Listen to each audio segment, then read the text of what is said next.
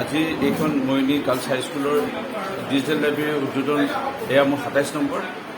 মাননীয় দেশৰ প্ৰধানমন্ত্ৰী নৰেন্দ্ৰ মোদী ডাঙৰীয়াৰ যি আগ্ৰহ আছিল, পূৰ্ব চৰকাৰে নকৰাৰ ভুলত আমি দেশখন বহুত পিছুৱাই ৰ'লোঁ।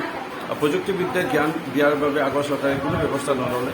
দেশৰ প্ৰধানমন্ত্ৰী নৰেন্দ্ৰ মোদী ডাঙৰীয়াৰ আগ্ৰহ আছিলে যে আমাৰ দেশত এটা নতুন জাগৰণ হ'ব লাগে ডিজিটেল মাধ্যমত প্ৰযুক্তিবিদ্যাত জ্ঞান দিয়ালৈকে। আৰু মাননীয় মুখ্যমন্ত্ৰী মহোদয় ডক্টৰ হিমন্ত বিশ্ব শৰ্মা ডাঙৰীয়াই কাৰ্যত ৰূপ দিলে। প্ৰত্যেকটা অঞ্চলৰ বাবে এনেধৰণে প্ৰথম পৰ্যায়ত ডিজিটেল লাইব্ৰেৰী আমি আজি নিৰ্মাণ কৰি উলিয়াইছোঁ। আজি শুভ অৰ্জন হ'ল।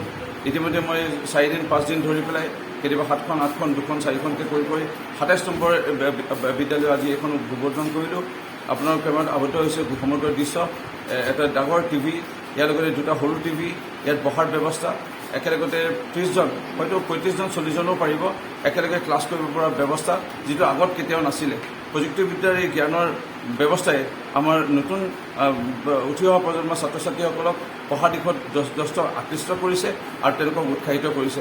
মোৰ দৃঢ় বিশ্বাস আৰু আমাৰ দেশ লগতে আমাৰ ৰাজ্যখনৰ ছাত্ৰ ছাত্ৰীসকল এতিয়া অন্য দেশৰ ছাত্ৰ ছাত্ৰীৰ লগত নিশ্চয় মিলাই তেওঁলোকে আগুৱাই যাব পাৰিব।